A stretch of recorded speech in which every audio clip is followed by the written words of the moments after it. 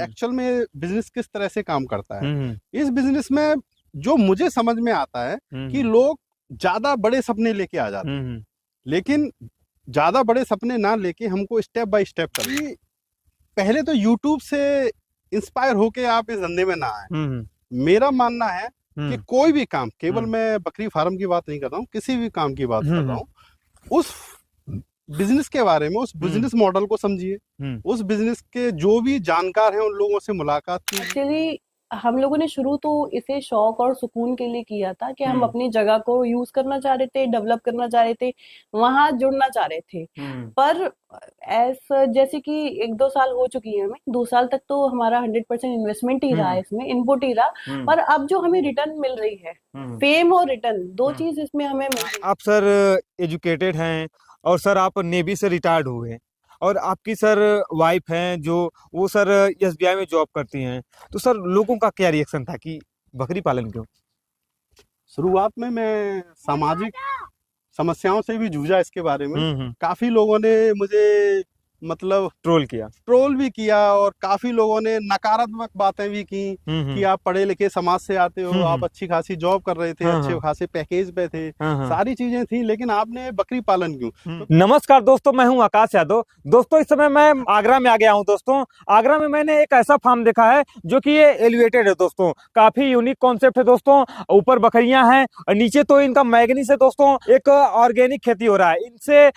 ये पूरा 11 बीघे में इनका फार्म है दोस्तों, जो कि एक प्रकृति से काफी नजदीक है दोस्तों। और इसमें 200 की संख्या में बकरी हैं जो कि बर्बरी बकरी है। यहाँ के जो ऑनर हैं, इसके पहले दोस्तों नेवी में जॉब करते थे, 20 साल इन्होंने नेवी में जॉब किया हुआ है और उसके बाद इन्होंने गोट फार्म किया हुआ है। और इनकी जो वाइफ है एसबीआई बैंक में वो बैंक मैनेजर है दोस्तों, और वो भी साथ ही साथ इनका साथ देती हैं। आइए सबसे पहले यहाँ के ऑनर से सब कुछ संपूर्ण जानकारी लेते हैं दोस्तों कि ये क्यों किए गोट फार्मिंग।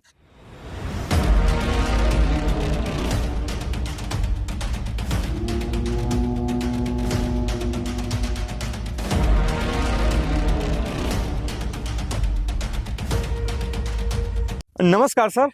नमस्कार जी। सबसे पहले सर आपका हमारे चैनल पे सर बहुत बहुत स्वागत है।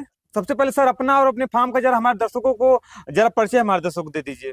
नमस्कार जी यादव जी, सबसे पहले आपके दर्शकों के लिए बहुत बहुत धन्यवाद जी, आप मेरे फार्म पर आए, आपका बहुत बहुत धन्यवाद। थैंक यू आपका मैं बहुत स्वागत करता हूँ जी। मेरे फार्म आंगन बकरी ब्रीडिंग फार्म, इस फार्म का नाम है। अच्छा जी। मैं इसका ऑनर सुरेंद्र सिंह तोमर। अच्छा जी। ये मेरा गांव है मांगरोल गुजर, जो कि आगरा डिस्ट्रिक्ट में लगता है। अच्छा जी। और ये फार्म हमारा एक छोटा सा सपना है। इससे पहले मैं आपको अपने बारे में बता देना चाहता हूँ कि मैं एक्स नेवी हूँ। मैंने लगभग 20 साल नेवी में काम किया है, दुनिया भर में भ्रमण किया है, दुनिया भर के देश घूमे हैं। मैं लगभग 150 देशों में अपनी सर्विस दे चुका हूँ। और कुछ चलते चलते हम आप लोग इस बारे में बात करेंगे कि मैंने ये सपना कब और कैसे देखा। अच्छा जी। मैंने ये सपना अर्जेंटीना में देखा। अच्छा सबसे जी। पहले मैंने मॉडल अपने अर्जेंटीना में घूमते हुए देखा। हाँ। और जब मैं अर्जेंटीना में था तो मैं कुछ फार्मों में विजिट किया।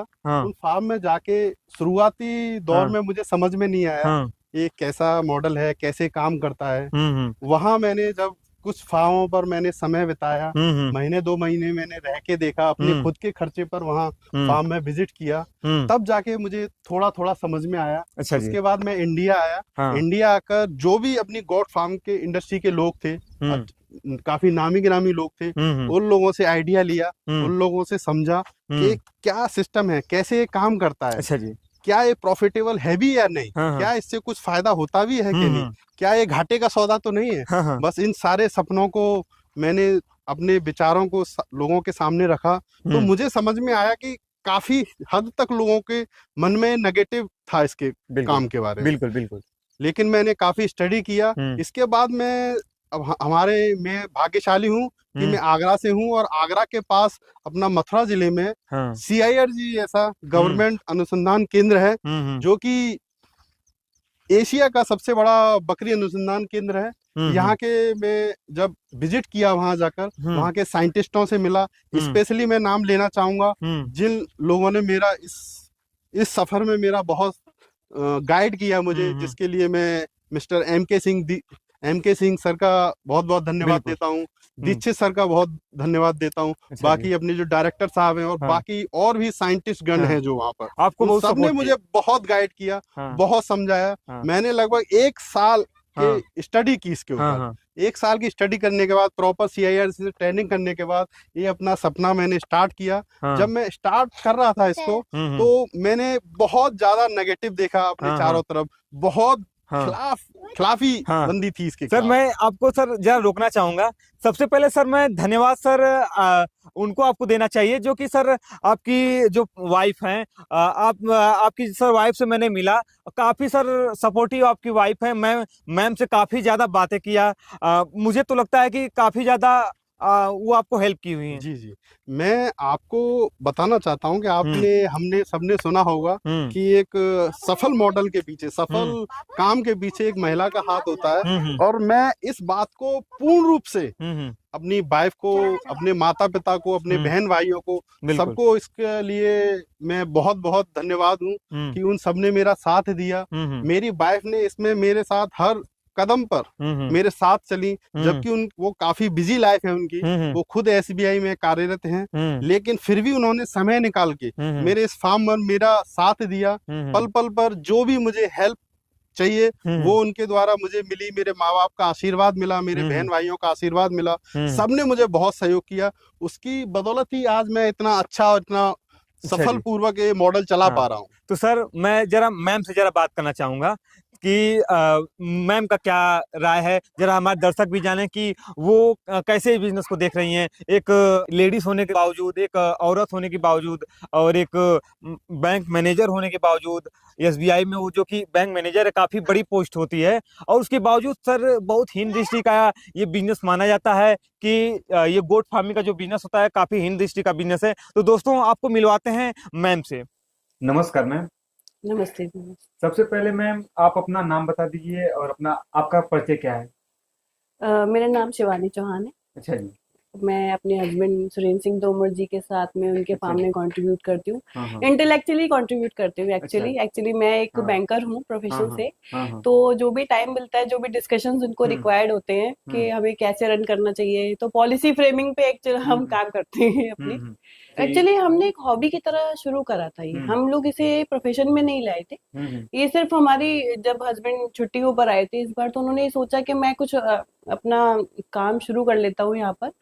तो एज अ हॉबी हम लोग डेवलप करना चाह रहे थे, क्योंकि हम बहुत अर्निंग मेंबर हैं, तो हमें ऐसा रिक्वायरमेंट नहीं था कि हमें पैसे के लिए काम करना चाहिए। तो ये था सिर्फ एक हॉबी की तरीके से डेवलप करना था, अपना फार्म डेवलप करना था। एक्चुअली मेरा तो बिल्कुल जीरो एग्रीकल्चर बैकग्राउंड है। केवल हम लोग जैसे वो जो किचन गार्डनिंग होती है ना, उसको ही कर पा रहे थे अभी तक।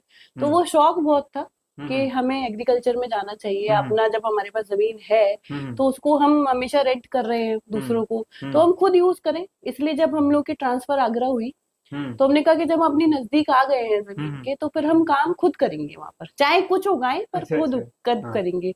उसके साथ में हमें बकरी पालन का, जब हस्बैंड को एक उनके फ्रेंड से पता चला, उन्होंने ट्रेनिंग भी ली। वो भी शौक ही था केवल, कि सिर्फ शौक में गए थे कि जाओ एक वीक की ट्रेनिंग है, क्या होता है। पर वहां से ये बहुत इंस्पायर हुए। तो मैम आप जब कह रहे हैं कि इनके फ्रेंड से आपको पता चला, तो मैम जब आपको पता चला तो आपका रिएक्शन क्या था? कि नहीं, मैं ओके थी बिल्कुल, तो मुझे कोई दिक्कत नहीं है कि जो एनिमल हस्बेंड्री का जो भी काम है, चाहे वो गाय भैंस से रिलेटेड हो, जानवरों से रिलेटेड हो, तो हम लोग को अच्छा लगता है। मेरे बच्चे भी बहुत कंफर्टेबल है, वो बहुत एंजॉय करते हैं। हम वीकेंड्स पे, ज्यादातर क्या होता है कि सैटरडे संडेज पे हम लोग अपने फार्म पे होते हैं। ये तो डेली जाते हैं, हम लोग के लिए तो पॉसिबल नहीं है, पर जब भी छुट्टी होती है तो इवनिंग में हम और हमारी फैमिली पूरी वहीं पहुंची होती है। तो मेरे बच्चों को वहां से खींच के वापस लाना पड़ता है कि चलो तो उनको भी ऐसा कोई परहेज नहीं है। योगदान केवल ऐसा नहीं है कि आज बकरी फार्म है तो इसलिए योगदान हम बोल सकते हैं। मैं पहले भी जिस फील्ड में था, वहां पर भी मैडम का योगदान बहुत अच्छा रहता था। जितना भी आज तक मैंने जो भी, चाहे बकरी फार्म की बात कर लें या जिस प्लेटफॉर्म पर भी मैंने जितने भी काम किए हैं, तो मेरे माँ बाप का आशीर्वाद, मेरे बहन भाइयों का साथ और मेरी मैडम का जो सहयोग मेरे को मिला है वो अतुल्य है। उसका कोई मतलब सानी नहीं है। और मैं आप कितनी इस चीज़ की तारीफ करूं सर आप काफी सौभाग्यशाली नहीं तो न्यूज तो आप देखते ही होंगे। न्यूज़ों से डर भी लगता है, लेकिन मैं उन सौभाग्यशाली लोगों में से हूँ जिनको बहुत बहुत मतलब नाम भी मिला, सम्मान भी मिला, उसमें बहुत योगदान है मैडम का। और इनके आइडियाज जो होते हैं वो यूनिक होते हैं। इनको लगभग लगभग जिस फील्ड में मैं रहा हूँ उस फील्ड का पूर्ण रूप से ज्ञान रहा है। केवल अभी इस फार्म की बात नहीं कर रहे हैं, और भी जितने भी मेरे फील्ड रहे हैं वो सब में इनको अच्छा ज्ञान रहा है। बात यह है कि जब आपके पास समझदार पार्टनर हो तो आप हर जगह तरक्की कर सकते हैं, आपको सहयोग मिलता है, वो सहयोग मुझे इससे प्राप्त होता है। सर अब आपसे जानना चाहूंगा कि न्यू तो सर आपने रखा हुआ है, सर क्या क्या सामना करना पड़ा? देखिए, मुझे जो लगता है कि मैं एक ऐसे समाज से आता हूँ जिस समाज का इस काम के प्रति कोई बहुत ज्यादा कोई मतलब पास्ट में हम लोगों ने ऐसा कोई काम किया हुआ नहीं है। एनिमल्स के काम किए हैं, खेती बाड़ी की है मेरे परिवार ने, लेकिन हम लोगों का कोई ऐसा कोई मतलब एक्सपीरियंस नहीं था कि हम लोगों ने बकरियों का कभी कुछ अपना पालन पोषण किया हो। लेकिन मैं अपने गांव से जुड़ना चाहता था। अच्छा जी, मैं जब बाहर प्रकृति से रहता जुड़ना था, चाहते थे? मैं अपनी जमीन से जुड़ना चाहता था। और ऐसा नहीं है कि सडनली ये सब हुआ। हम लोग जब जॉब करते थे तब भी मैं और मेरी वाइफ जब भी मैं छुट्टी आता था तो ये विचार करते थे कि कैसे हम लोग साथ रह सकें, कैसे मैं अपने परिवार के साथ रह सकूं, कैसे मैं अपनी जमीन से जुड़ सकूं। और साथ ही साथ मैं बताना चाहता हूं कि मुझे एग्रीकल्चर से बहुत प्यार है, हमेशा से बहुत प्यार रहा है। मैं केवल एग्रीकल्चर नहीं, मैं एग्रीकल्चर की दुनिया में थोड़े अलग अलग एक्सपेरिमेंट करना चाहता हूँ। अच्छा जी। जैसे मैं ऑर्गेनिक इस बार मैंने करके देखा, मेरे खेत में ऑर्गेनिक मैंने अनाज किया, बाजरा किया था सर्दियों में हम लोगों ने, अभी हम लोगों ने गेहूं किया। सब लोग हम लोगों ने सब चीजें ऑर्गेनिक की, किसी प्रकार का कोई केमिकल यूज नहीं किया। अच्छा जी। जिसका मुझे अच्छा रेट भी मिला।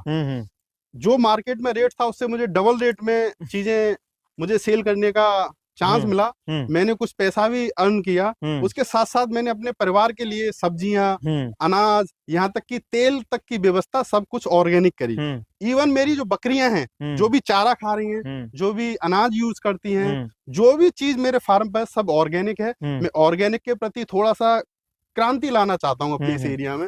मेरे इस एरिया में ज्यादातर केमिकल खेती होती है, केमिकल यूज करे जाते हैं। मैं अपने गांव में लोगों को अवगत भी करा रहा हूँ, लेकिन आप भी समझते हैं कि समय लगेगा इन चीजों में लोगों को समझने में कि केमिकल्स के क्या आपकी जिंदगी में हानिकारक है, केमिकल कैसे आपको कैंसर होता है उससे। उन चीजों को मैं समझाता हूँ गाँव में। मैंने कुछ लोगों को मीटिंग भी करता रहता हूँ। देखते हैं कब तक क्या इसका रिजल्ट आते हैं। हाँ, तो सर मैं पहला क्वेश्चन ये करना चाहूंगा कि आप सर पीछे आपका सर मैं गोट फार्म सर देख पा रहा हूँ, सर कितने एरिया में होगा?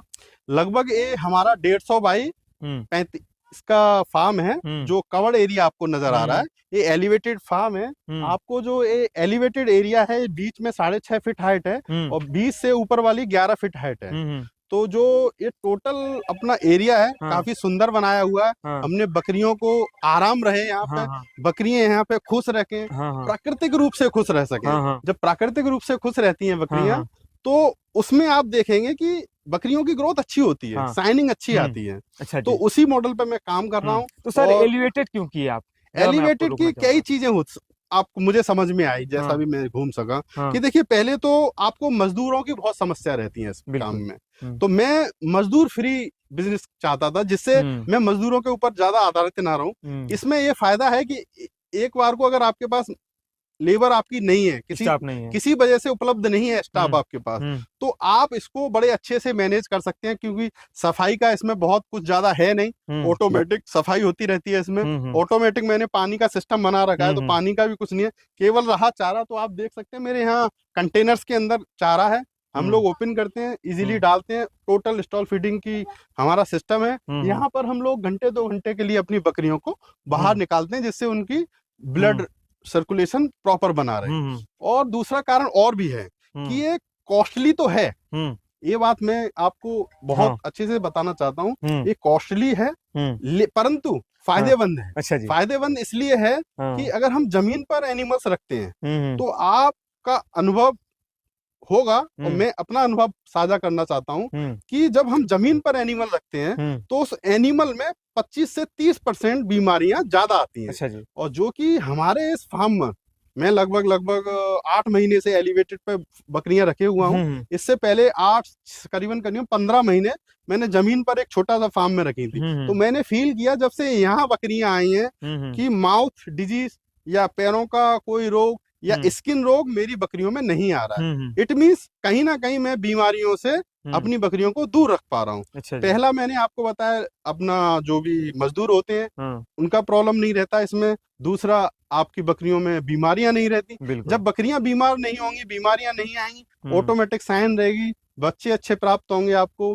तीसरा जो फायदा आपको मैं आपको बताना चाहता हूँ कि साफ सफाई ऑटोमेटिक होने की वजह से बकरियों के पास किसी प्रकार की कोई गंदगी नहीं रहती है। अभी हम अंदर चलेंगे और आप देखेंगे, महसूस करेंगे कि मेरे फार्म में किसी प्रकार की कोई गंदगी एक एक चीज का सर हम टूर करेंगे। जी जी जी, आइए स्वागत करते हैं। हाँ सर, चलते चलते जरा हम बात भी करते चलेंगे। इस बिजनेस में जो मुझे समझ में आता है कि लोग ज्यादा बड़े सपने लेके आ जाते हैं, लेकिन ज्यादा बड़े सपने ना लेके हमको स्टेप बाय स्टेप चलना है। सबसे पहले जो मुझे लगता है, बहुत कम इन्वेस्टमेंट के साथ आपको छोटी सी एक शुरुआत करनी चाहिए। और कोई भी बिजनेस छोटा शुरुआत करने का मतलब कतई नहीं है कि आप इस बिजनेस को अच्छे से नहीं कर पा रहे हैं। छोटा बिजनेस, मेरा तात्पर्य छोटा स्टार्टर से ये है कि आप एक छोटी सी जगह में कम इन्वेस्टमेंट करके कुछ बकरियां रखकर साल, 1.5 साल, 6 महीने, 7 महीने, 10, 15, 20, 25 बकरियों से स्टार्ट कीजिए। आप सीखिए बकरियां कैसे काम करती हैं, आप कैसे, उनके लिए क्या क्या आपको समस्याएं आती हैं।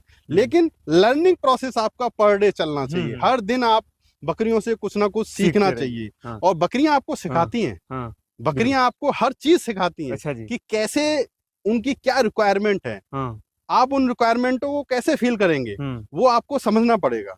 जब आप वो सारी चीजें आप समझेंगे, तभी आप इस मॉडल को धीमे धीमे स्टेप बाय स्टेप आगे बढ़िए। कभी भी इसमें पैसा एक साथ मत लगाइए। कभी भी आप ये मत सोचिए कि आप महीने भर में आप करोड़ों रुपए कमाएंगे, लाखों रुपए कमाएंगे। नहीं जी। अच्छा, इसमें इजी सर, क्या सर इसमें सर करोड़ों रुपया कमाया जा सकता है बकरी पालन से? लोगों का सर कहना है कि बकरी पालन से सर करोड़पति कोई नहीं बन पाएगा। नहीं, ऐसा मैं नहीं कहूंगा। करोड़पति, अब एक बात बताइए, आप 50 बकरी रखे हुए हैं, तो 50 बकरी में आप 50 बकरी ऐसा ही तो मुनाफा कमा पाएंगे। करोड़ों रुपया कमाना है तो आपके पास करोड़ों की बकरियां भी तो होनी चाहिए, करोड़ों का सिस्टम भी तो होना चाहिए, तभी तो आप करोड़ों रुपया कमा पाएंगे। अगर आपके पास 50 करोड़ का प्रोजेक्ट होगा तब आप करोड़ों रुपए कमा पाएंगे। 10 करोड़ का प्रोजेक्ट होगा तब आप लाखों रुपए कमा पाएंगे। तो कहने का मेरा मतलब है कि ये सारे धारणाएं उन लोगों ने बना दी हैं जो 10, 20, 50 बकरी लेके बैठे हुए हैं, बोलते हैं मुनाफा नहीं है। अब बताइए 10, 20, 50 बकरी में क्या मुनाफा हो सकता है? हाँ, 50 बकरी में एक आदमी को जो सैलरी मिलती है, उतना सैलरी आप 50 बकरियों में बड़े इजीली आप अपने घर निकाल सकते हैं। यानी 25-50 हजार रुपए की इनकम आप साल, महीना पे कर सकते हैं। ये मैं आपको वादा करता हूँ। हाँ, अगर आपको ज्यादा मुनाफा कमाना है, बड़ा प्रॉफिट कमाना है, करोड़ों लाखों में जाना है, तो आपको मॉडल थोड़ा बड़ा करना पड़ेगा और कॉमर्शियल स्तर पर करना पड़ेगा। आप घरेलू बिजनेस और कॉमर्शियल बिजनेस में अंतर समझिए। बिल्कुल, बिल्कुल। घरेलू बिजनेस आप करते हुए आप करोड़ों में जाना चाहेंगे तो वो पॉसिबल नहीं है। और हर किसी को उसका सपना देखना भी नहीं चाहिए, क्योंकि मॉडल है, अलग अलग मॉडलों पे काम करना पड़ेगा आपको। इसलिए आपका जो जेब अलाउड करती है, आपका बैकग्राउंड जो अलाउड करता है, आपकी फैमिली जो अलाउड करती है, आपको उस स्तर से काम करना चाहिए। उसी स्तर के हमारे सपने होने चाहिए। सपनों को हमें बड़ा करना चाहिए, लेकिन ऐसे नहीं करना चाहिए कि हमको डायरेक्टली करोड़पति ही बनना। स्टेप स्टेप बाय चलिए, समय लगता है, टाइम लगता है, आप धीमे धीमे सफल होंगे, ये मेरा वादा है। चलते चलते सर जरा हमारे दर्शक भी बहुत बेसब्री से सर इंतजार कर रहे होंगे। सर, आप अपने फार्म का जरा टूर करें हमारे दर्शकों को। आइए यादव जी, आपका स्वागत है। आइए अपना ये एलिवेटेड फार्म देखते हैं। ये सर कितने फीट पे ये आपका फार्म है? ये मेरा जो फार्म की लंबाई चौड़ाई है 150 बाई 35 का फार्म बनाया हुआ है। और ये प्लास्टिक शीट है पूरा। और ये काफी मजबूत है। ये काफी अच्छी कंपनी। ऊंचाई कितने पे है सर? ये जमीन से जो एलिवेटेड एरिया है 6.5 फीट की हाइट पर है। ये मेरा बोर्ड है, जो कि इस बोर्ड के थ्रू मेरा नाम है, आंगन बकरी ब्रीडिंग फार्म के नाम से फार्म है। मेरा नाम है सुरेंद्र सिंह तोमर। इसका एड्रेस आता है मांगरोल गुजर रुनकता आगरा। ये आगरा जिले में पड़ता है। और मैं CIRG से मखदूम जो CIRG है उसे तकनीकी सहायता प्राप्त अपना फार्म है। मैं उनके सहयोग से, उनके गाइडलाइन के तहत सारे काम कर रहा हूँ और मुझे ऐसा लगता है कि मुझे सफलता भी प्राप्त हो रही है। चलिए सर, हम आपके फार्म में जरा चलना चाहेंगे और एक एक पहलू के बारे में बात करना चाहेंगे जी। कि कैसे कैसे आप अपने फार्म का मैनेजमेंट किए हुए हैं, क्या क्या जरूरी होता है बकरी पालन में। चलिए सर। जी तो ये सर आपका अंदर से फार्म है। जी जी जी। काफी सर सुंदर आप अपना फार्म बनाया सर। तो ये बताइए कि सर इतना सुंदर बनवाने का क्या रीजन था, कि सबको दिखाना था कि मैं बकरी पालन कर रहा हूँ तो एक अच्छे तरीके से कर रहा हूँ, या फिर मैंने अभी आपको बताया कि आपको अगर अच्छे मॉडल पे काम करना है, प्रॉफिट तभी है और अच्छे मॉडल में पैसा लगता है। आपको ये भी समझना पड़ेगा, कोई भी ऐसा मॉडल नहीं है कि बहुत छोटे स्तर पे मैं मतलब नॉर्मल तरीके से उसको चलाऊं। अभी मैं थोड़ा इसको कॉमर्शियल स्तर पे ले जा रहा हूं, बड़े स्तर पे करना का स्टार्टिंग हमने किया है, इसलिए हम लोगों ने ऐसा बनाया और इसका बनाने का बहुत सारे रीजन भी है। अच्छा जी। हाँ, इसके रीजन बहुत सारे हैं जो मैं आपको बताना चाहता हूँ कि सर एक सर चीज बताइए सर कि फार्म में सर क्या क्या जरूरी होना चाहिए। हाँ, मैं वो बताता हूँ आपको कि अगर आप नीचे थोड़ा सा फोकस करें इसके ऊपर कि ये हम लोगों ने जमीन से 6.5 फीट हाइट रखी है और ये प्लास्टिक सीट है। प्लास्टिक सीट एक तो ये गर्म नहीं होती है, ठीक है, एक तो इसका फायदा ये है। और जितनी भी गंदगी है आप देख पाएंगे कहीं भी आपको गंदगी नजर नहीं आ रही। बिल्कुल, सारी मैग्नी और इनका यूरिन सब नीचे जाता है, जिसकी वजह से काफी स्वस्थ भी रहती हैं। और आपको दूसरी चीजें दिखाना चाहूंगा कि स्वास्थ्य के लिए नमक बहुत जरूरी है। अच्छा जी। हाँ, सेंधा सर नमक हर जो चारे का सर केज है सर, हर केज में नमक सर देख पा रहा हूँ मैं सर। हाँ, इसका बहुत सारे रीजन है कि आप देखेंगे कि जो बकरी हैं स्पेशली स्टॉल फीडिंग पे रहती हैं, तो स्टॉल फीडिंग पे बकरियां बहुत ज्यादा चलती फिरती नहीं है, यहीं रहती हैं सब। तो ये कुछ भी खा रही होती हैं, जो भूसे के साथ हो सकता है, थोड़ी बहुत मिट्टी भी आती हो, कुछ इन्फेक्टेड चीजें भी आती हो। जो लाहौरी सेंधा जो नमक होता है वो इनके पाचन क्रिया को, पाचन तंत्र को बहुत स्वस्थ रखता है, जिसकी वजह से इनका पेट में किसी तरह की समस्याएं नहीं आती हैं। वो समस्याएं ना आने की वजह से इनका आप देखेंगे शाइनिंग भी है इन एनिमल्स पे, इनके ऊपर स्वस्थ भी दिखाई देंगी आपको ये सारे एनिमल। अच्छा जी। और सर हम सब देख पा रहे हैं कि आप ये सर प्लास्टिक सीड है। ये एक्चुअली प्लास्टिक सीड नहीं है, ये अपने जो बोरिंग में पाइप यूज होता है। अच्छा जी। हाँ, तो मैंने वो यूज किया है। ये 20 फीट का पाइप आता है। ये सर कहाँ से देख करके? ये देखा नहीं था, ये मैं नेवी में था, तो नेवी में कई जगह हम लोग इस पाइप को यूज करते अच्छा थे। जी। तो वहां से मेरे दिमाग में था कि हम लोग इसको इस तरह से यूज करते हैं। ये जीरो मेंटेनेंस है, ब्रोक मतलब टूटेगा नहीं, मजबूत है काफी। आप देख पा रहे हो काफी मजबूत है। ये कॉस्टली है या फिर लो कॉस्ट? नहीं, ये लो कॉस्ट मामला है। अगर इतना बड़ा आप फीडर बनाएंगे तो काफी कॉस्टली पड़ेगा। इसमें 2 बन जाएगा। हाँ, ये 2 बन गए। आप देखेंगे 12 इंची पाइप था, उसको हमने आधा काट दिया, जिसकी वजह से 20 फीट लंबा आपको ये दिखाई दे रहा है। अच्छा जी। जी हाँ, और सर हम देख पा रहे हैं कि सर आपके ऊपर सर हम बहुत से सर एलिवेटेड फार्म देखे हैं सर, ऊपर सर टीने का सर सीड रहता है। आप ये सर ये सीमेंट का सर सीड लगाए हुए हैं, इसका क्या रीजन है? देखिए, मैं आपको बताना चाहता हूँ, सीमेंट जो सीट होता है ये केवल सीमेंट से नहीं बनता है। इसमें बहुत सारे कंपाउंड होते हैं। सीमेंट होता है, फाइबर होता है और इवन पेपर होता है और बहुत सारे ऐसे केमिकल्स वगैरह मिला के बनाया जाता है। तो हमने जो ये सीट लिया है केवल सीमेंटेड वाली नहीं है जो मार्केट में लोकल मिलती है, ये थोड़ी सी उससे स्पेशल है।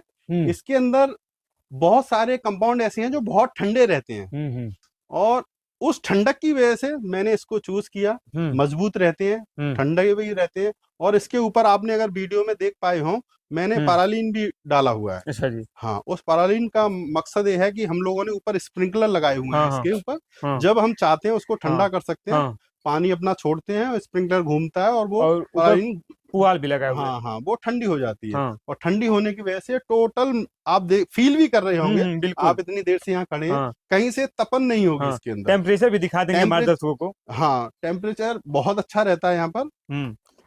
तो दोस्तों हम लोग लाइव टेम्परेचर देखेंगे कि वास्तव में इसको लगाने से प्रॉफिट होता है या फिर नहीं होता है। नॉर्मल सर टेम्परेचर कितना है?